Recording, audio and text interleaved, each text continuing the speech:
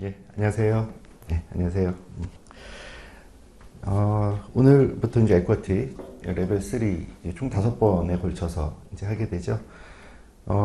과목 소개를 먼저 좀 드리면 그 서머리 노트 다 가지고 계시죠? 거기 2페이지 보시면 컨텐츠 이제 목차가 있습니다. 우리가 레벨 3 에쿼티에선 그 LOS 크게 4개를 말씀을 드릴 거예요. 첫 번째 이제 오늘 할 부분이 EPM, 그러니까 에쿼티 포트폴리오 매니지먼트입니다. 이 에쿼티라는 과목이 레벨 1, 2에서는 뭐 일정 비중이 있었다가 레벨 3 비중이 좀 줄어들어 있었어요. 과거에. 그랬다가 2019년에 비중이 확 올라오면서 내용이 싹 바뀌었습니다. 그래서 CFA가 좋은 점은 계속 현실을, 그 시대의 현실을 반영하고 있다는 거고요. 옛날 이론만 배우지는 않습니다. 그리고 그 시점에서의 중요도에 따라서 좀 왔다 갔다 하고 커리큘럼을 많이 바꾸죠. 프랙티컬 하다는 거고요. 그러다 보니까 나쁜 점은 이제 공부하는 입장에서는 좀 계속 새로운 걸 배워야 될 수도 있다. 그 해 끝나지 않으면 그런 단점이 있죠. 그래서 이 CFA라는 시험이 허들이 있죠. 최근에 이제 코로나 덕에 하여튼 CBT로 바뀌면서는 좀 응시기회가 늘어나긴 했습니다만 그 전까지 생각해 보시면 1년에 한 번 있었던 시험이거든요. 그러니까 3년 걸리는 겁니다. 그런 측면에서는 좀 허들이 있었죠. 그러니까 그 3년이라는 시간은 무슨 일이 일어나도 이상하지 않은 기간이다 보니까 개개인의 사정들도 있고요. 좀 그런 의지의 문제도 있고 그런 부분들 때문에 통상 장수생들이 많이 있습니다. 3년에 딱 끝나는 분도 운 좋게 계시지만 그게 뭐 길어진 분들이 꼭 잘못해서가 아니라 여러 가지 상황이 안 받쳐주거든요. 그래서 그런 부분에 좀 길어지는 단점이 있죠. 그러다 보니까 그 와중에 예전에 있다가 이제 새로 몇 년 지나서 오시면 내용이 좀 달라져 있고 당황하고 이제 이렇게 됩니다. 그래서 그전에는 이게 한 5에서 7% 그 비중이 높지 않았다가 비중이 확 늘었어요. 늘으면서 이제 개편이 됐는데 어떤 식으로 개편이 됐냐면 이 포트폴리오 매니지먼트의 에쿼티라는 거잖아요. 그래서 그전에는 포트폴리오 매니지먼트라고 하는 레벨 1에서도 이제 커버했던 그 과목의 비중이 레벨 3에서는 어마무시했습니다. 절반, 어떤 땐 그 이상, 그것도 조금 낮게. 그랬다가 그것들을 전부 에셋 클래스 단으로 다 내렸어요. 그러면서 이제 그 포트폴리오 매니지먼트는 살짝 줄고 나머지 비중이 늘고 그러면서 에쿼티도 좀 증가하게 됐습니다. 그래서 첫 번째 에쿼티에 대한 포트폴리오 매니지먼트라고 하는 개괄이 이제 앞에 있고요. 서론이다 보니까 내용도 짧고 오늘 이 부분은 다 끝내고 그 다음 챕터까지 할 겁니다. 이게 LOS 13에 있고요. 14로 가면 패시브가 있습니다. 주식을 투자할 때 패시브와 액티브가 있다 정도는 이제 다 기본적으로 알고 계실 거고요. 14가 패시브고요. 15하고 16이 액티브입니다. 근데 패시브는 패시브 인베스팅 그 하나로 이제 끝나고요. 오늘 그래서 패시브의 초반부 정도까지 저는 이제 말씀을 나눌 것 같고요. LOS 15하고 16에 있는 액티브는 크게 두 가지로 나뉩니다. 액티브로 투자할 때에 어떤 전략을 쓰느냐 하는 스트래티지가요.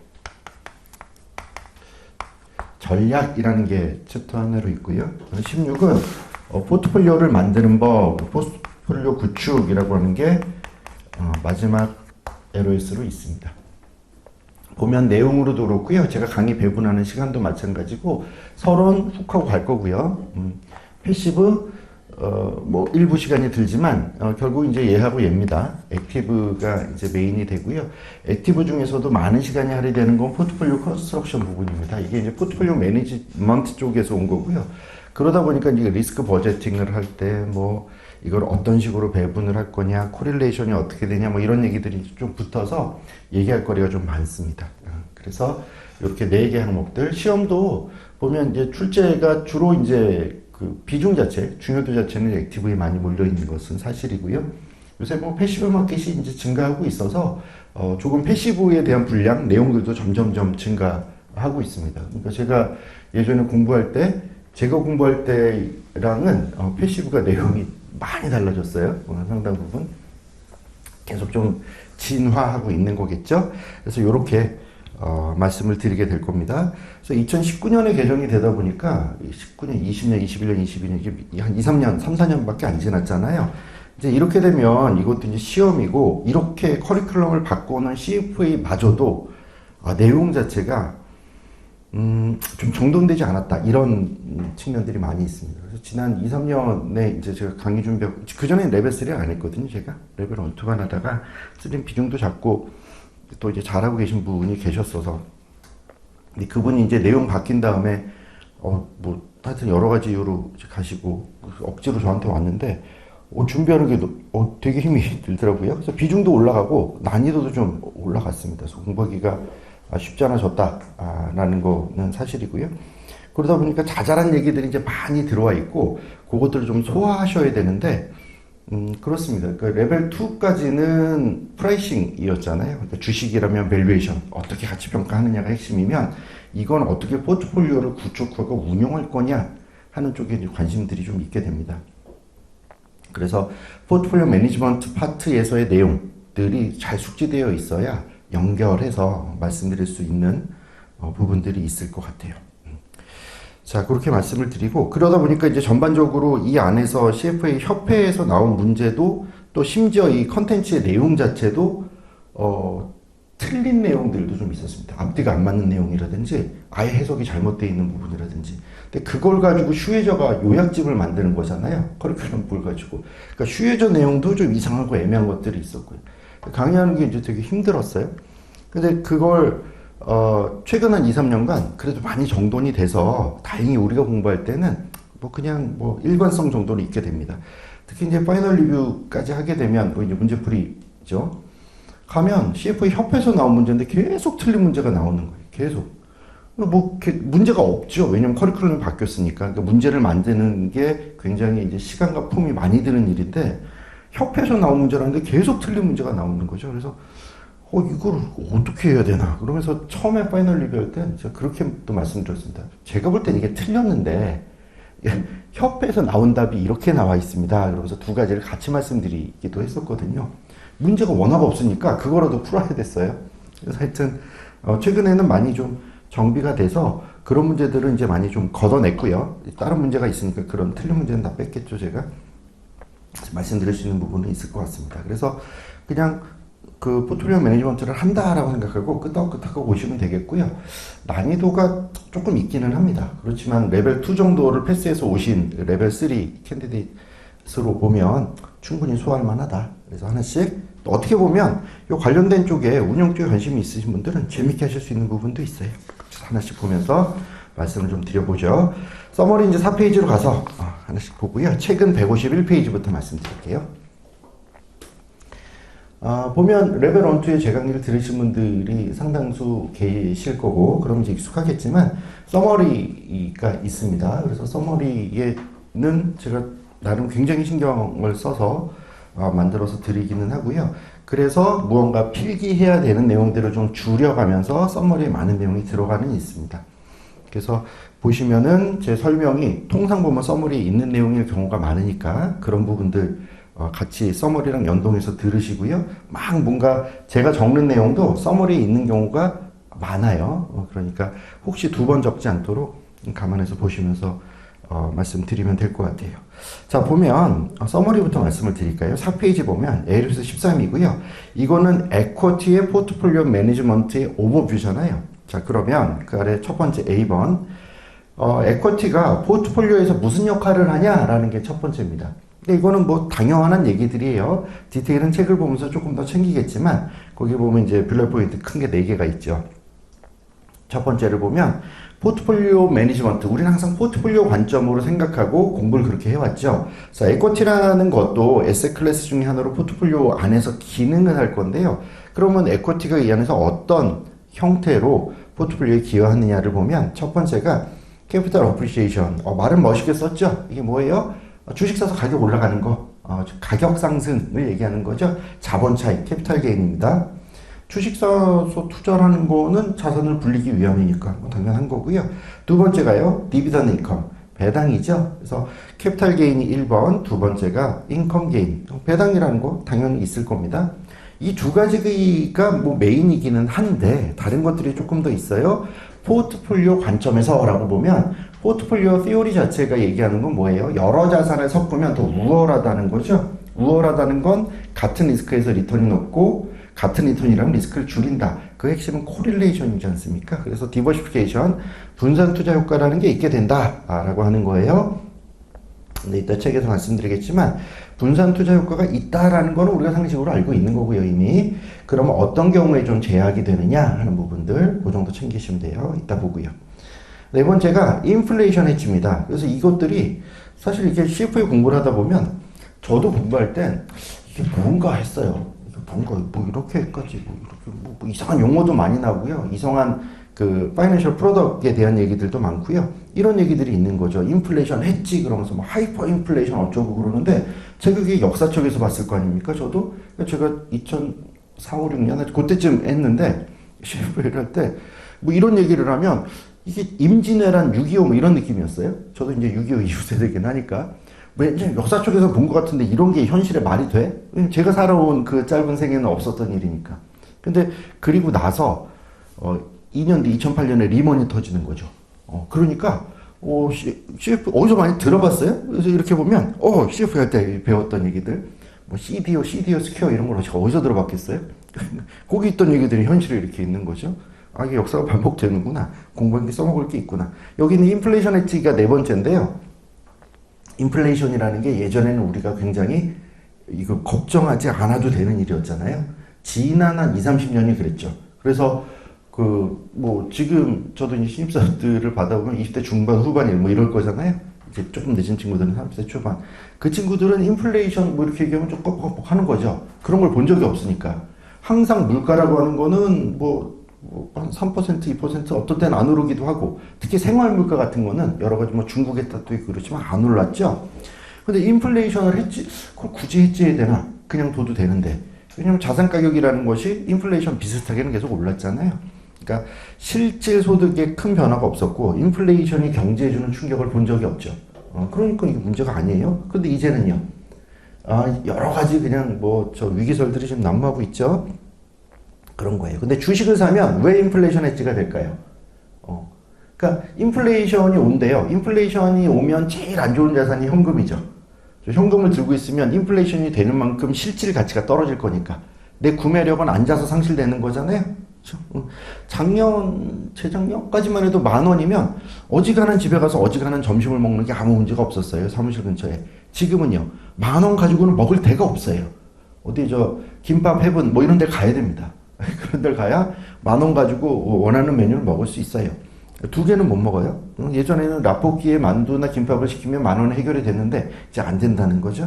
인플레이션이 올라와 있어요. 그러면 이때 왜 그 기업의 주식, 에쿼티라는 게 좋냐라고 하면 기업이라는 게 잘 생존한다면 어떻게든 살아남기 위해서 노력할 것이고 인플레이션, 가격의 상승을 원재료 가격의 상승을 매가, 판매가로 전이시킬 수 있는 거죠. 그렇죠? 그냥 프라이싱 파워가 있다라고 한다면 그런 인플레이션을 해지하는 수단으로 좋다. 그래서 가격 정가력이 있는 기업들의 주식의 하나겠죠. 그렇다면 어닝이나 캐시플로우가 인플레이션을 감당할 만큼 증가할 거니까 그만큼 주가도 오를 거다. 뭐 그런 얘기가 될 거예요. 자, 일단 이 부분부터 보면 151페이지 가서 에로스 13의 A번 패러그래프 하나 밑에 제목으로 캐피탈 어프리시에이션 이렇게 돼 있죠. 그러니까 이게 특히 이제 레벨 3에서 책이 뭔가 나름 뭐 이것저것 해놓긴 했는데 휴에저만 봐가지고는 이렇게 한눈에 정리가 잘 안 돼요. 그래서 주로 서머리를 말씀드리고 책으로 갈 거예요. 자, 제목 첫 번째 캐피탈 어프리시에이션이 그 서머리에 있는 첫 번째 큰 땡이에요. 가격 상승, 뭐 그거만 알면 되니까 짧게 가요. 그 밑에 패러그래프 첫 번째 줄만요. The main driver of long-term equity returns is capital appreciation. 주식에 투자했을 때 장기적으로 이익을 얻는 원천은 가격 상승. 자, 넘겨보세요. 152페이지의 첫 번째 패러그래프에 두 번째, 2번이 디비던드 인컴, 첫 번째 줄에 볼드체로 있는 거죠. 주식을 가지고 있는 이유는 디비던드 인컴이에요. 따로 설명 안 드려도 되죠. 그 밑에 보면 패러그래프에 3번 디버시피케이션, 분산 투자 효과가 있어요. 에셋 클래스 안에 주식을 넣으면 읽어보면 Equity securities offer diversification benefit due to less than perfect 그러니까 정확하게 상관관계가 1이 된 상관계수가 1인 상태만 아니면 분산투자효과는 있는 거잖아요. 그래서 correlation with other asset classes. 다른 asset 클래스들하고 상관관계가 낮다 뭐 이런 거죠. 그래서 제가 배울 때만 해도 사실 한 2, 3년 전만 해도 채권과 주식으로 분산투자효과가 충분하다 이렇게 얘기를 했어요. 근데 최근에 재테크 하시는 분들 보면 한 2, 3년은 두 개가 같이 가죠. 주식이 오르면 채권도 올랐고요. 주식이 떨어지면 채권도 떨어졌고. 그래서 이게 금리가 올라가면 그 채권의 가격이 싸지는 거잖아요. 그렇게 되면 금리가 올랐으니까 미래 현금 흐름을 현재 가치와는 할인율이 떨어져서 성장주 주가는 떨어진다고. 요새는 저기 아주머니들도 다 알고 계신 얘기예요. 그래서 그러면서 두 개가 이제 같이 가는 줄 아는데 역사적으로 보면 꼭 그렇지는 않다는 거예요. 특히 이제 골드 같은 실물 자산들은 또 코릴레이션이 더 떨어지고요. 마이너스까지는 아니지만 영 왔다 갔다였었던 것 같아요. 그런데 이게 분산 투자 효과가 있다라는 거는 이게 상식이고요. 그런데 그 밑에 패러그래프요. However, the risk reduction 위험을 감소시키는 부분이 is not constant. constant하지 않다라는 거죠. 계속 보면 during a financial crisis correlation tends to increase. 특히 금융 위기라는 게 오게 되면 correlation이 증가한다. 상관관계가 증가하면 diversification 이펙트가 떨어지는 거죠. 그렇게 되면 limiting the diversification benefit. 그러면 diversification benefit이 떨어질 거고요. 두 번째, in addition. 거기다가 asset class의 standard deviation이 could increase. 상관관계가 올라가기도 하지만 각 개별 에셋 클래스들, 자산군들의 변동성도 따라 증가하죠. 위기가 왔어요. 그러면 뭐 가격이 들쭉날쭉 막 하루에 S&P 같은 것들이 막 5%, 10% 뚝뚝뚝 떨어지는 거죠. 그러니까 주식이라고 하는 것 그 자체, 주식뿐만 아니라 자산군들의 스탠다드 디비에이션이 증가하는 게 첫 번째고요. 두 번째, 심지어 다른 에셋 클래스와의 상관관계도 올라가요. 그래서 요 두 가지 때문에 디버시피케이션은 파이낸셜 크라이시스 점에서는 그닥 효용이 덜할 수 있어요. 자, 그 밑에 그 패러그래프요. 그 인플레이션 헤지라고 되어 있는 4번, 네 번째 말씀드리는 거예요. 주식을 가지고 있을 때 주식의 역할은 인플레이션을 해지하는 거예요. 읽어보면 in some cases 어떤 경우에 individual equities or equity sectors may provide a hedge against inflation. 인플레이션의 좋은 헤지 수단으로 주식이 활용될 수 있어요. 그런데 그 밑에 패러그래프 볼게요. 첫 번째 줄 끝에 보시면 Studies generally show positive correlation between equity real returns and inflation. 인플레이션하고 에쿼티의 리얼 리턴이 포지티브 코릴레이션이 있다는 건 뭐예요? 인플레이션이 올라가면 주식의 리얼 리턴, 실질 기준 수익률도 올라간다는 거죠. 그러니까 인플레이션을 제외하고 인플레이션만큼 뺀 게 리얼 리턴이잖아요. 실질 수익률. 명목 수익률이 아니라 실질 수익률로도 인플레이션이 올라가면 주식의 가치가 올라가더라. 그럼 주식을 사면 해지가 되겠네 라는 거죠. 그런데 그 밑에 줄, 세 번째 줄 중간 뒤에 보면 other studies, 다른 연구들을 보면 shows that equities and inflation become negatively correlate during period of hyperinflation. 근데 하이퍼인플레이션에는 이게 잘 작동하지 않는다는 거예요. 적당히 해야지. 이게 너무 급등하면 물가가 이러면 둘의 관계가 네거티블리 코릴레이트 있다는 거죠. 하이퍼 인플레이션인데 인플레이션 엣지로 주식 사는 거는 조금 애매하다는 거예요. 계속 읽으면 in addition 두 번째로 equity prices가 주가라는 게 typically a leading economic indicator. leading 선행 지표고요. 경기에 while inflation이라고 하는 거는 a lagging economic indicator. lagging 그러니까 후행하는 경기 지표라는 거예요. 이러면 also suggesting a less than perfect correlation between equity returns and inflation.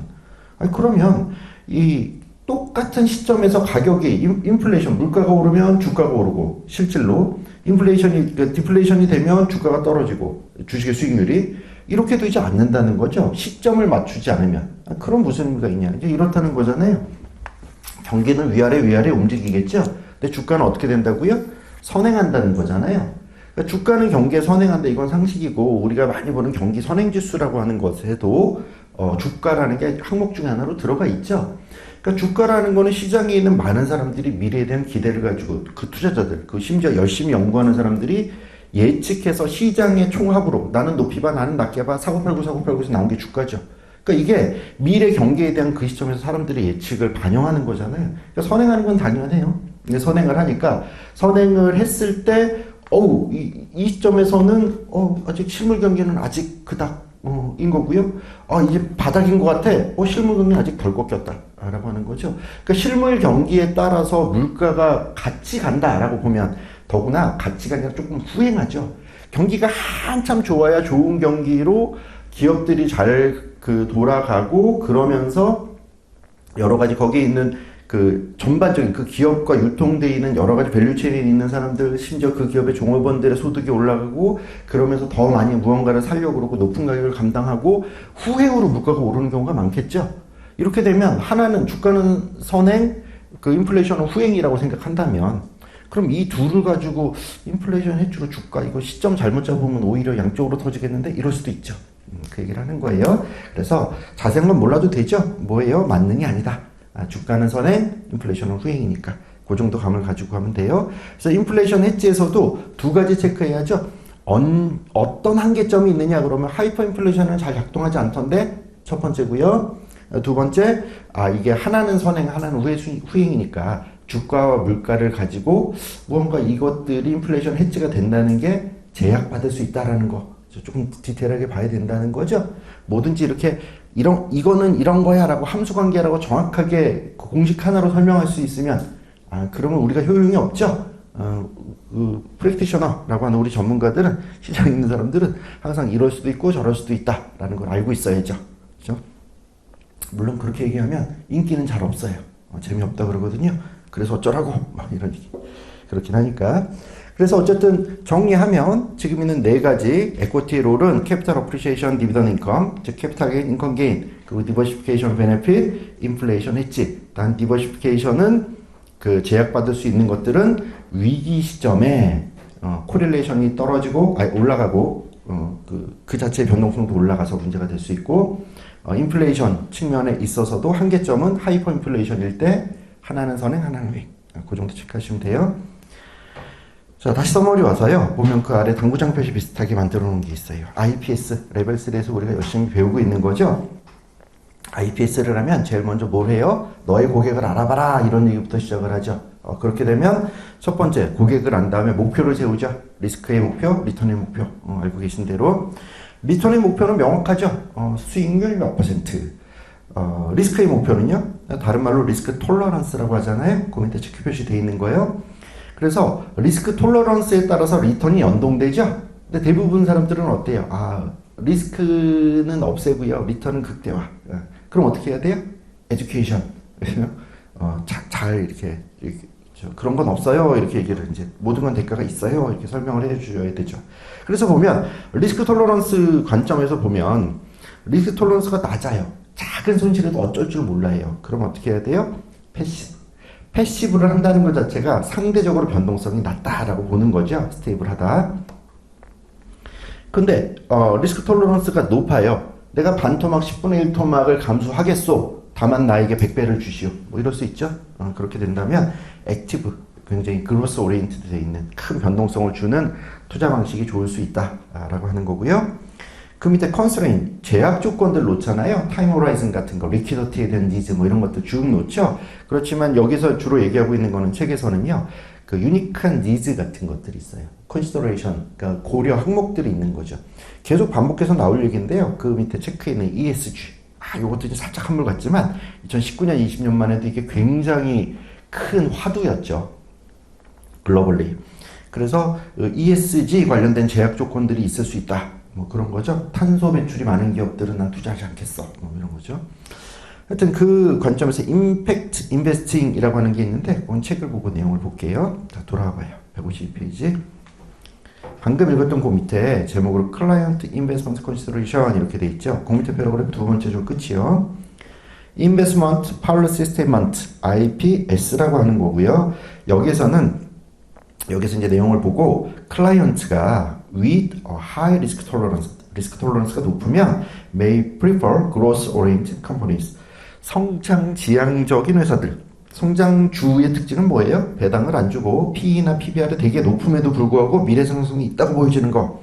그럼 위험하겠죠? 여차하면 크게 떨어지는 거. 그런 거 사고요. 계속 보면 why clients with low risk tolerance may prefer stable well-estimated companies, established companies that pay dividend.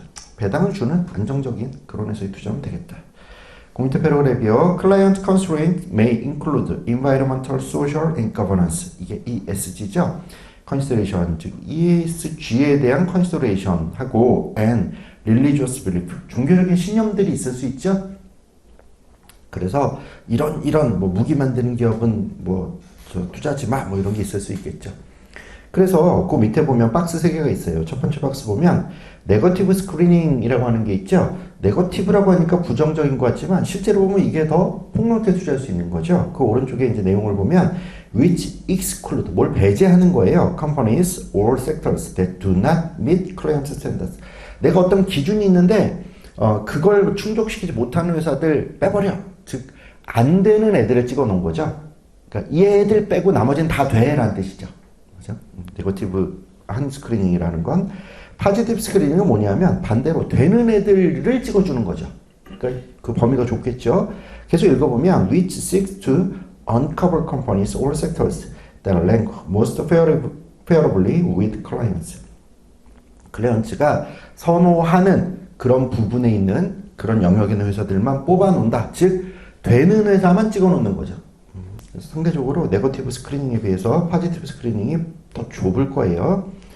자, 세 번째가 thematic investing. 요새는 주로 이제 이게 더 각각 맞는 것 같아요. 이건 뭐냐 하면 읽어보면 which screens equities based on a specific theme such as climate change. 기후변화 같은 특별한 테마를 가지고 스크리닝 하는 거다. 거죠.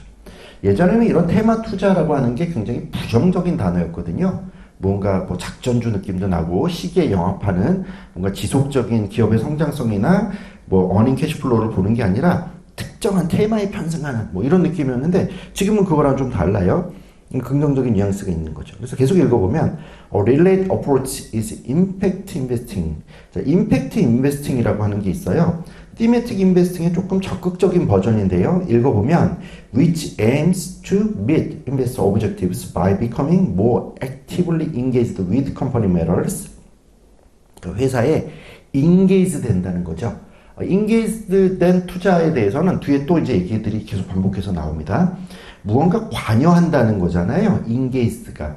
그러니까 아니 이거 이렇게 좀 하셔야 되는 거 아닙니까? 라고 하는 관점에서 투자하겠다는 거예요. 그러니까 투자해 놓고 기다리고 있지 않고요. 아 조금 더 하세요. 예를 들어 ESG라고 그러면 아 조금 더 탄소 배출량을 적극적으로 줄이세요. 그런 목표에 대해서 기업의 사업 목표에 명시하세요. 그리고 기업의 여러 가지 KPI들을 이런 너희들이 얘기하고 있는 그런 탄소 배출량과 연계시키세요. 이런 식으로 좀 압력을 행사하겠다는 거죠.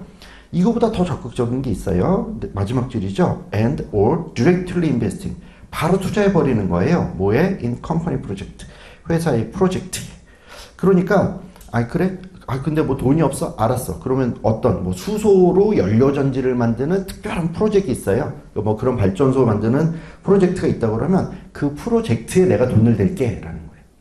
그러니까 조금 더 일반적인 시메틱 인베스팅, 뭔가 탄소 절감되는 환경적인 측면에서 업사이드가 있는 회사에 그냥 투자한다로 거치는 게 아니라 그런 회사에 투자해놓고 적극적으로 관여하거나 아니면 그 어떤 특정 프로젝트에 투자하는 거. 이게 임팩트 인베스팅입니다. 그래서 용어 정도 기억하시면 될 것 같아요.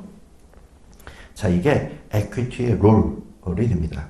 자, 관련된 내용들이었고요. 자, 두 번째는 서머리 볼게요. 4페이지 제일 밑에. LOC13의 B번은 뭐냐면 Investment Universe Segmentation이에요.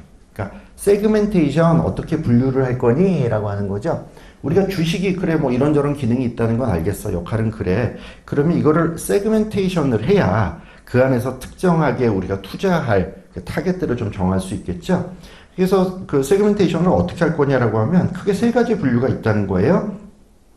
밑에 첫 번째 땡 보면 사이즈하고 스타일로 구분할 수 있어요. 그 오른쪽 대시 그 오른쪽을 보시면 사이즈는 뭐예요? 큰 놈, 중간 놈, 작은 놈, 대중소, 라지캡, 미드캡, 스몰캡 이런 분류가 가능하고요.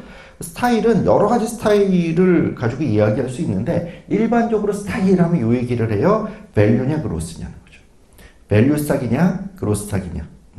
그리고 그 중간에 애매한 거를 블렌드, 섞었네라고도 하고 코어, 뭐 코어 중간에 있는 중앙점 되겠네, 양극단이 아니고 이제 그렇게 얘기합니다. 그래서 사이즈와 스타일로 분류를 하는 것들이 일반적이고요. 두 번째, 지리적으로도 분류할 수 있어요. 지오그래피. 오른쪽에 보면 근데 이게 꼭 뭐 북미, 아시아 뭐 이런 것도 가능하죠. 그렇지만 다른 분류도 가능하다는 거예요. 디벨롭트, 선진국 시장이죠. 이머징, 중진국 시장이고요. 프론티어, 후진국 시장. 그렇죠? 말 멋있죠, 프론티어. 뭐 이렇게 나눌 수도 있다는 거고요. 그 밑에 이코노미 액티비티에 따라서도, 그러니까 뭐 이코노미 액티비티 그러면 뭔가 싶지만 산업, 그러니까 만드는 제품과 서비스에 따라서 섹터 구분, 우리가 산업 분류라고 하는 그걸로 이제 분류할 수도 있다는 거예요. 그래서 오른쪽에 보시면 그 클래시피케이션 시스템, 산업 분류 체계에 관련된 뭐 그런 얘기고요. 그런 체계, 그런 시스템에 대해서는 조금 추가된 내용이 뒤에 책에 있어요. 거기서 마저 볼게요. 그래서 이 LOS 13의 B번에서 챙겨야 되는 건 뭐냐면 사이즈, 스타일, 지오그래피, 이코노미 액티비티 그런가 보다 하면 되고요. 각각에서의 장점과 단점이 있어요. 몇 개 책을 읽으면서 하시면 되겠어요.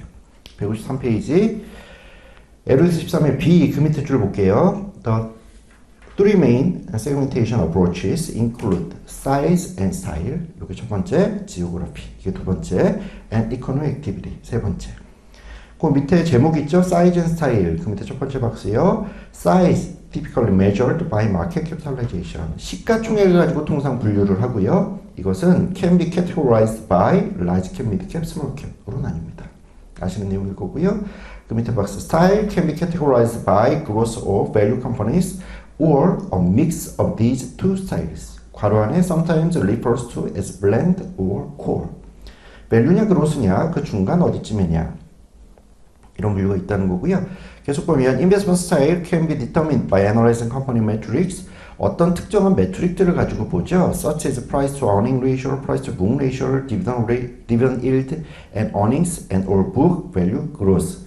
그러니까 뭐 익히다 아는 내용이긴 하지만 계속해서 이런 스타일 관련된 얘기들은 뒤에 반복되거든요. 그래서 보면 그로스가 있고 밸류가 있다. 그러면 뭐 PE가 있고 프라이스 투 북이 있고 디비던드 힐드가 있고 성장률 그로스가 있다라고 하면 성장주는 P가 높고 PB가 높고 배당은 안 주고 성장률 높은 거죠. 그래서 아는 거죠. 후딱후딱 썼어요. 그래서 밸류는요. 상대적으로 낮고 배당 많이 주고 성장률 낮은 거죠. 그렇죠. 그러니까 이 안에서 어떤 게 밸류고 어떤 게 그로스냐. 왜냐하면 앞으로 계속 나올 게 우리가 투자하는 거라 그랬잖아요. 이걸 포트폴리오를 구축하는 거. 포트폴리오를 구축한다는 게 특정한 투자를 한다는 거죠. 그러기 위해서 앞에 서론으로 우리가 이걸 배우잖아요. 이제 그렇게 되면 계속 반복되는 얘기가 밸류를 가지고 뭐 어쩌고 저쩌고 그로스 스탁의 주식을 뭐 어쩌고 저쩌고 그런 것들을 하고 그런 것들을 하려면 이게 밸류 스탁이다 그로스 스탁이다 이렇게 안 준단 말이죠. 데이터를 줄 때 이런 것들을 줘요. 그래서 복수상 한번 본 거예요. 그로스 스탁은 높은 어닝이나 북밸류에 비해서 높은 가격, 배당은 잘 안 주고 성장률은 높은 거. 그로스니까. 밸류는 반대. 자, 그래 놓고 그 밑에 보시면은 피겨 13.1 표가 하나 있죠? 그래서 좌측에 열 쪽에 보면 그 라지, 미디엄, 스몰 이렇게 돼 있고요. 헤더 쪽에 괄호 행 쪽에 보면 밸류, 블렌드, 그로스 이렇게 돼 있죠. 그럼 3 곱하기 3이니까 총 9가지의 스타일이 나오죠. 제일 왼쪽 제일 위에는 라지 캡의 밸류라면 제일 오른쪽에 제일 아래는 스몰 캡의 그로스가 되겠죠. 이렇게 9개로 구분해 놓으면 그 안에 내가 조금 큰 회사, 묵직한 회사, 변동성 낮은 회사 그럼 라지 캡으로 가면 되죠. 그 중에서도 밸류로 가면 되고요. 그렇지만 그로스, 성장에 대한 선호가 굉장히 높은데 그렇다고 너무 작은 건 싫어라고 하면 라지 캡이나 미드 캡의 그로스로 가면 되죠. 그렇죠? 이렇게 스타일 구분을 해놓으면 이 안에 어떤 주식이 들어갈지 그것도 이제 답은 없어요. 뒤에 나와요. 이 구분에 대해서 답은 없는데요. 그래도 나만의 무슨 룰을 가지고 구분을 해놓잖아요.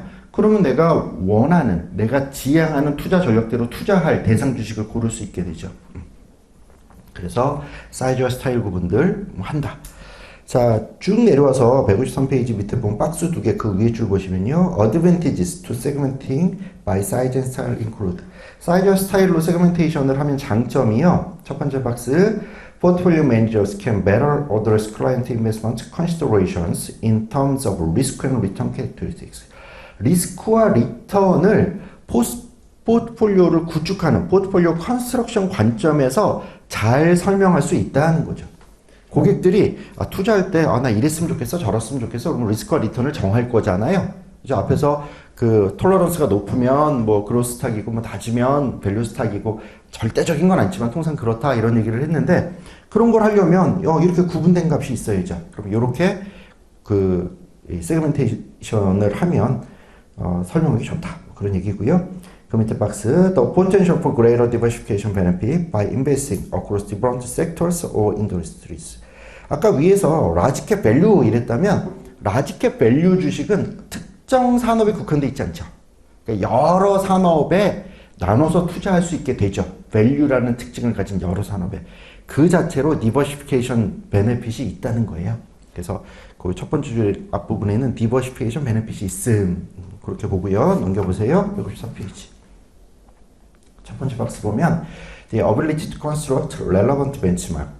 벤치마크를 만들기 좋다. 이 BM에 대한 얘기는 바로 뒤에서 우리가 요 다음 LOS에서 이제 할 건데 이 벤치마크를 만들 때 우리가 흔히 하는 벤치마크는 시장 전체죠. 코스피 또는 그 중에서 대형주인 코스피 200 이렇지만 지금은 그렇지 않다는 거예요. 벤치마크를 만들 때 굉장히 다양한 스타일로 그러니까 뭐 스몰캡의 그로스로 benchmark을 만들고 그 벤치마크를 그 벤치마크이라는 게 있으려면 인덱스화 할 수 있어야 되죠. 지수화 할 수 있어야 되잖아요.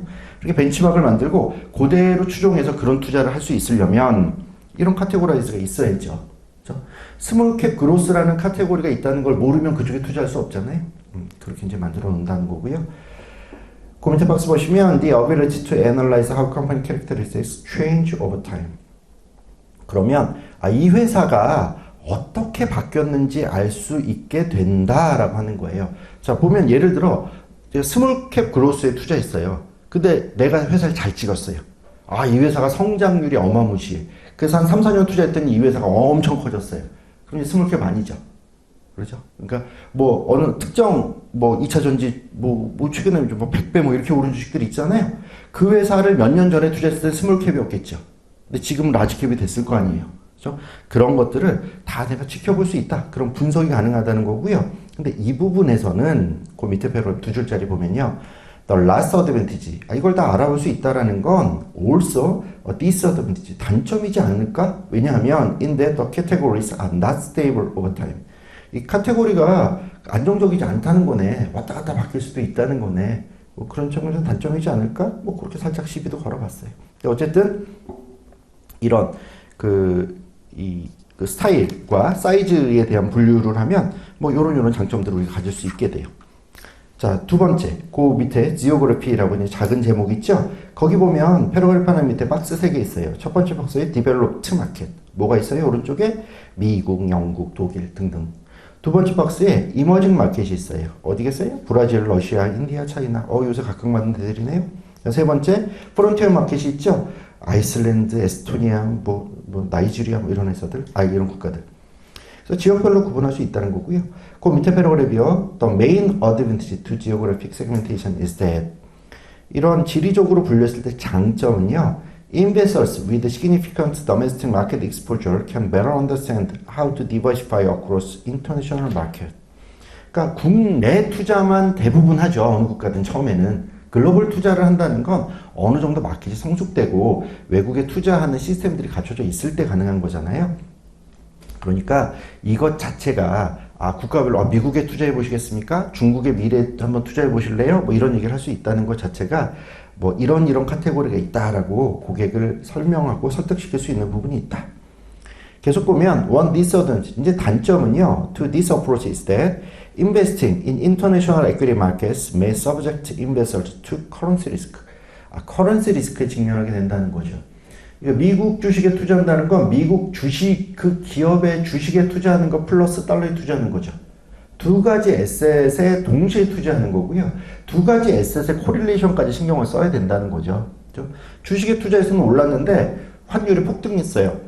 그러면 이쪽에서 주가도 오르고 환율도 폭등했으면 팔아서 가져오면 두 배로 먹죠. 그 얘기는 반대가 되면 두 배로 깨진다는 얘기죠. 그렇죠? 그러니까 통상은 그 환율이라는 게 그 국가의 경제력, 리스크를 반영한다고 하면 기업의 가치가 오르면 환율이 오를 수 있는 여지가 있기는 하죠. 더구나 이제 기축통화국이니까.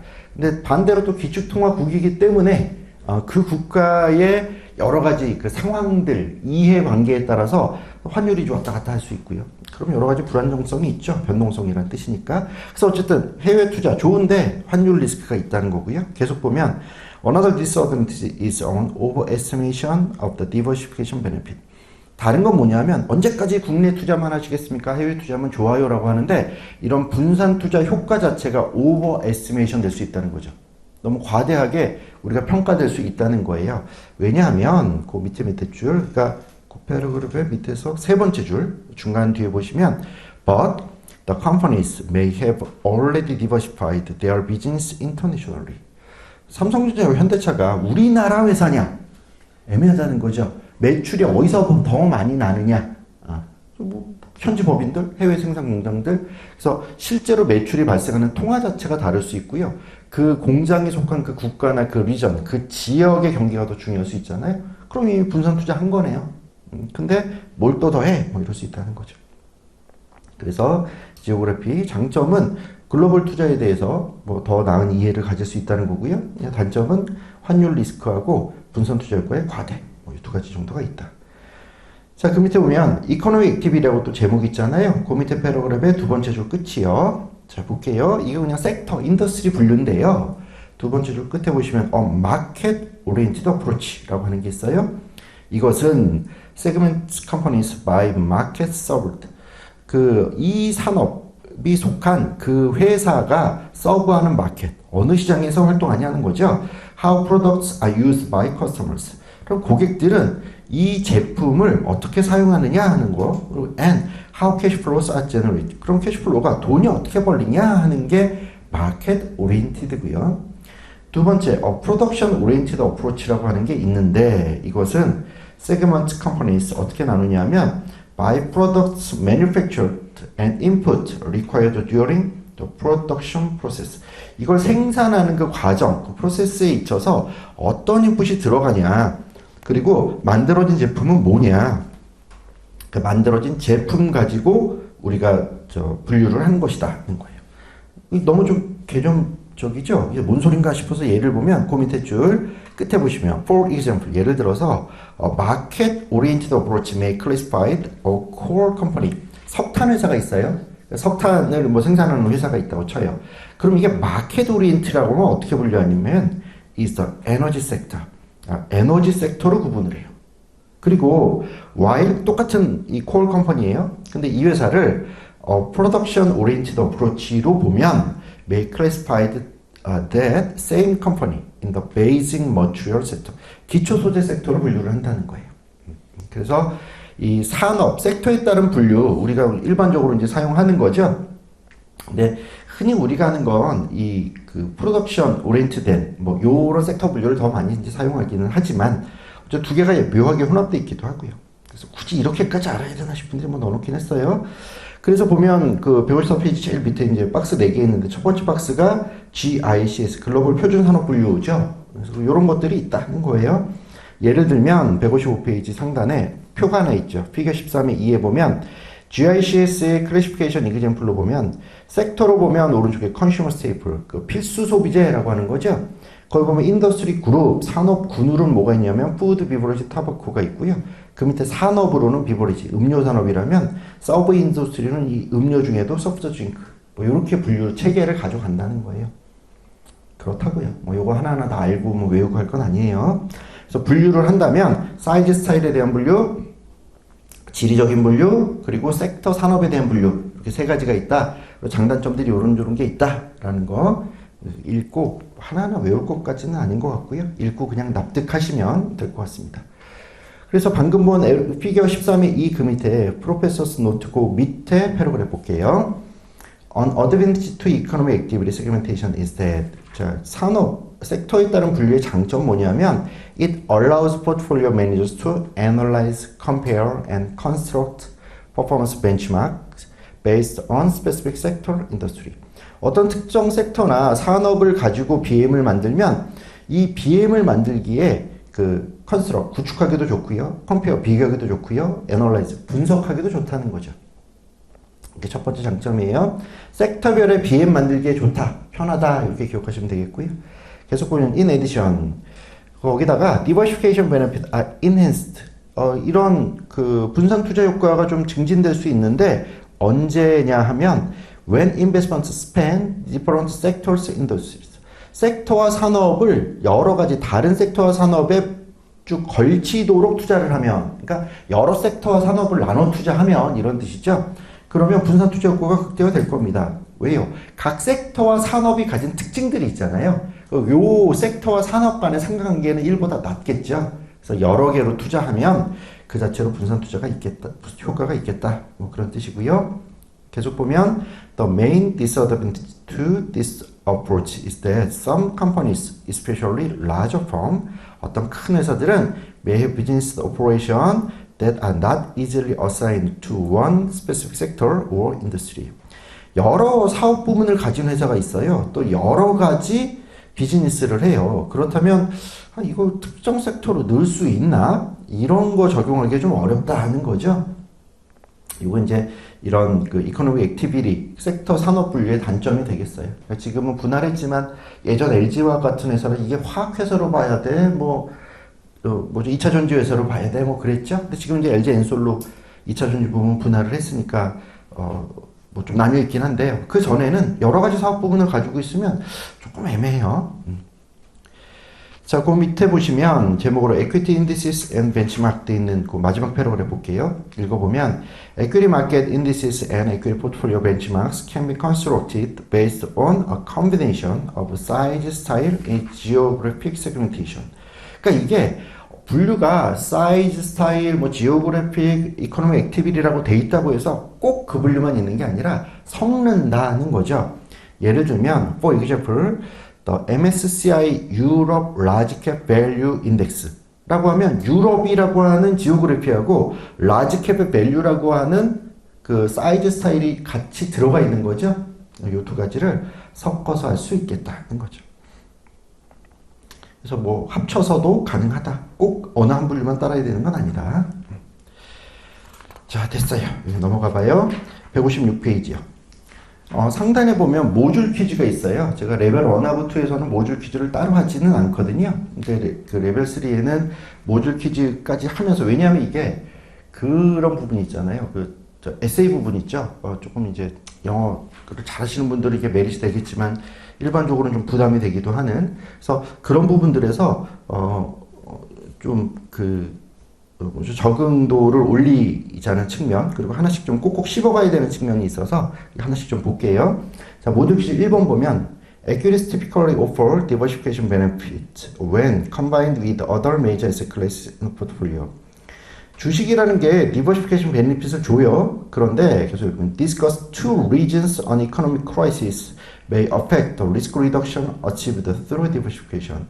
그런데 배우기로는 크라이시스가 오면 이런 리스크 리덕션 효과에 좀 영향을 준다 그러는데 이유가 뭡니까? 라고 하는 거죠. 두 가지를 대라 하는 거죠. 두 가지 뭐가 있었어요? 앞으로 기억을 돌려보면 첫 번째, 코릴레이션이 올라간다. 그렇죠? 코릴레이션이 증가한다는 게 첫 번째였고요. 두 번째는 그 에셋 자체의 스탠더드 디비에이션, 볼러틸리티가 올라간다 하는 거 있었죠? 이 두 가지, 그 두 가지를 메모하시면 돼요. 지금 아래 2번, assume an investor is segmenting the equity investment universe by economic activity. 만약에 어떤 투자자가 있는데요.